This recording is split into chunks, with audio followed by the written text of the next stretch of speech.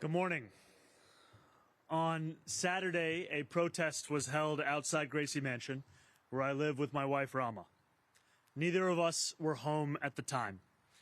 This was a vile protest rooted in white supremacy entitled Stop the Islamic Takeover of New York City. I'm the first Muslim mayor of our city.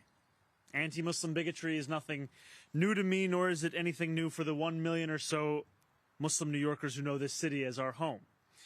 While I found this protest appalling, I will not waver in my belief that it should be allowed to happen.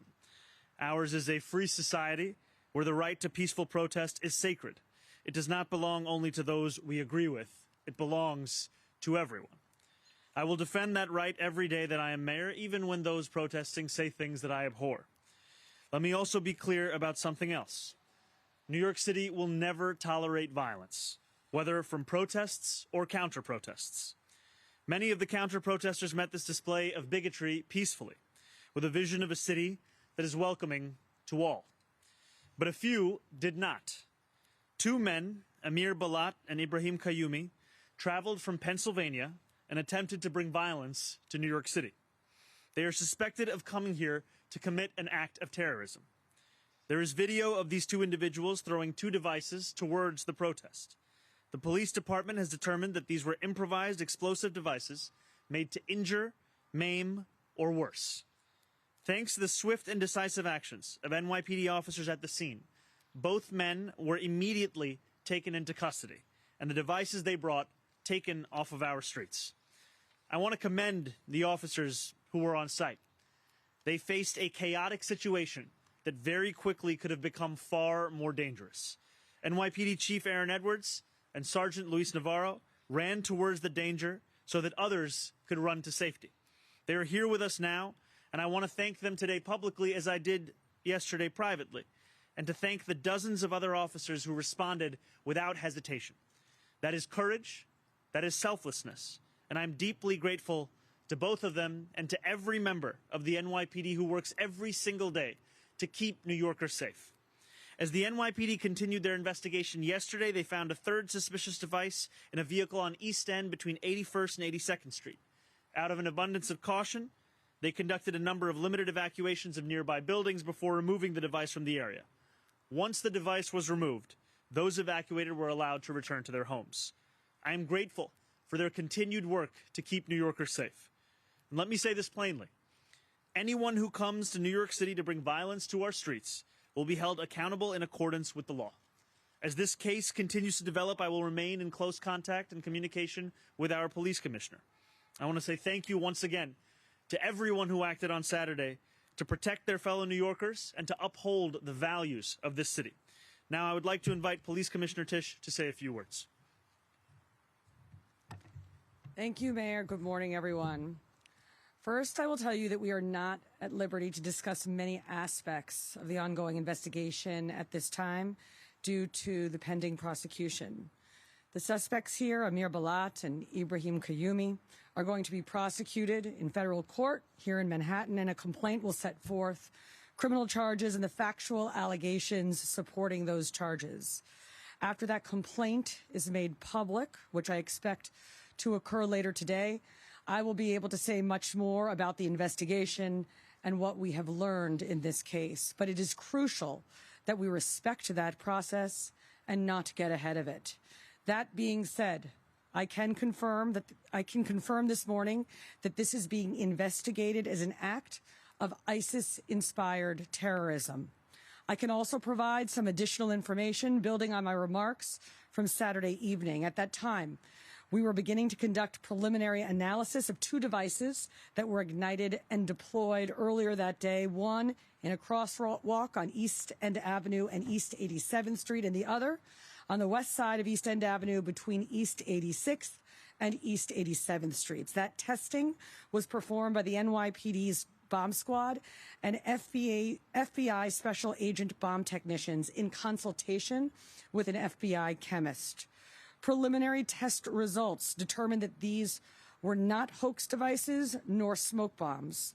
They were improvised explosive devices that could have caused serious injury or death. Part of our initial investigation was to determine what energetic substance, if any, was used in the two devices, and our analysis showed that one of the devices deployed by the subjects contained the substance triacetone triperoxide, known as TATP. Now, TATP is a dangerous and highly volatile homemade explosive that has been used in IED attacks around the world. Our bomb squad then rendered safe both devices. And as of now, explosive evidence samples are being sent to an FBI lab for further testing.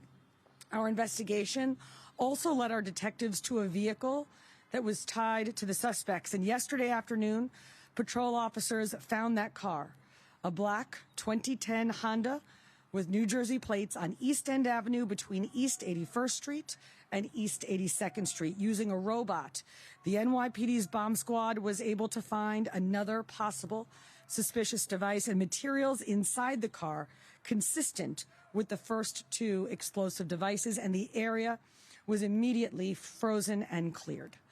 A limited evacuation of certain floors and certain nearby buildings was conducted while the officers secured the vehicle and removed this third device, which was transported to Rodman's Neck for further testing. This third device tested negative for explosive material. Once the scene was secure and deemed safe, residents were allowed to return to their homes. Now, we have been in a heightened state of alert in New York City since the start of hostilities in Iran, and we remain in that posture today. We will continue to deploy additional counterterrorism resources throughout New York City, including heavy weapons teams, K-9 units, aviation, and more.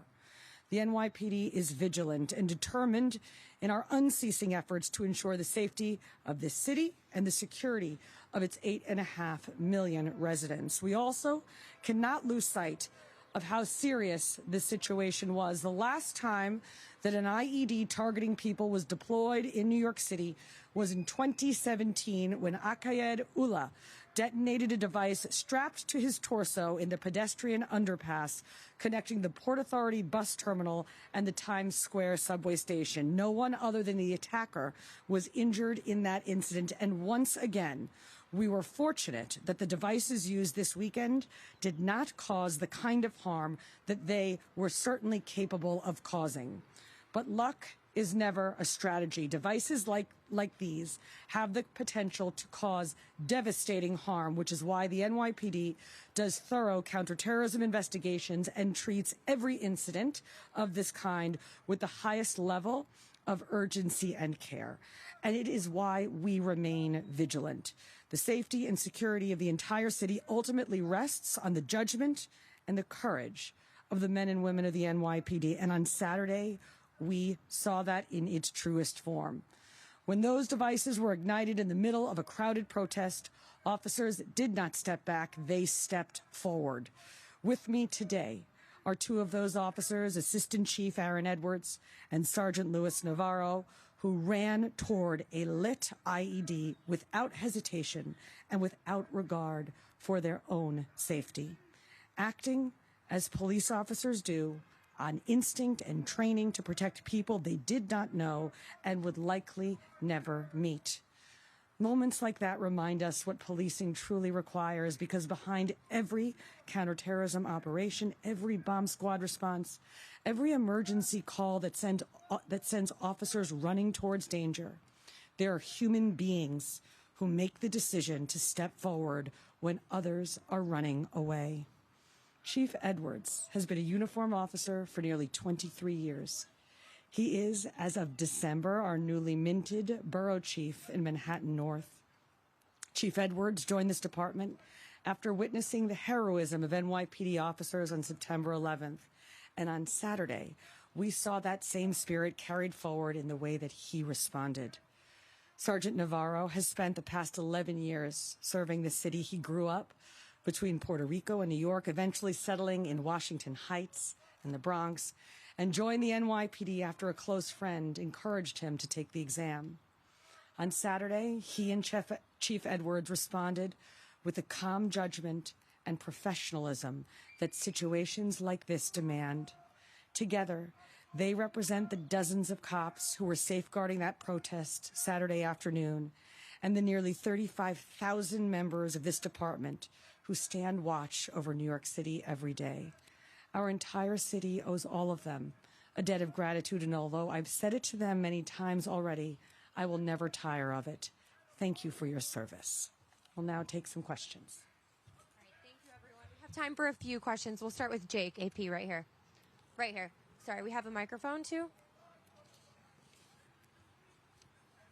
I know you can't really go into so much detail at this point, but given that you are saying this is an act of ISIS-inspired terrorism or being investigated, can you give Sorry, us? could you just speak up a little bit more? Yeah. Can you just give us any sense as to what information you may have to indicate that this is, possibly ISIS-inspired?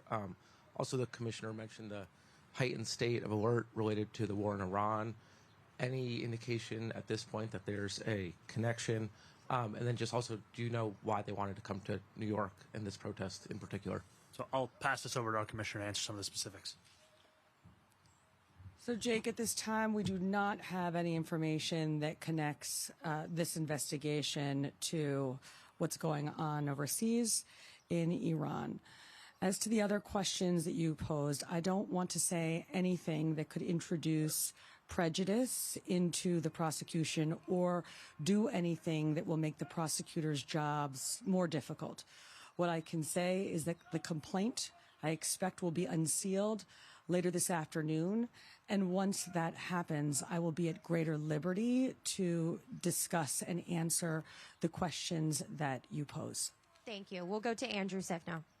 Mayor, you said you were not home at the time of this incident. Can you tell us where you were, how you learned about this incident, and what went into your thought process about why you didn't speak about this publicly either on Saturday when the commissioner did or on Sunday? So we had known that this was a protest that was scheduled for over a week. And I had known that there were precautions being taken, and I'm incredibly appreciative of the work that the NYPD both did in advance, as well as the work that we've spoken about having happened on the day and since then. My wife and I were at the New York City Sign Museum in Brooklyn at the time. We continued to be kept up to date as to what was going on both in the midst of the protest, in the aftermath of the protest.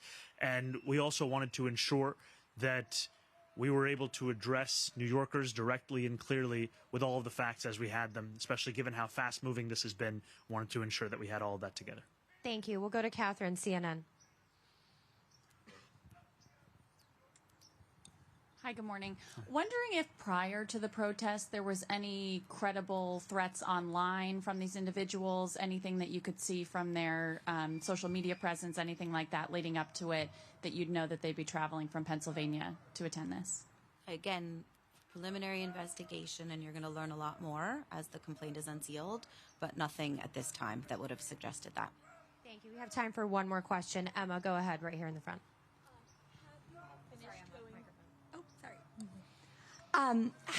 Has the team finished going through the devices of the two men associated? And also, is there anything known about a possible third individual who was with them?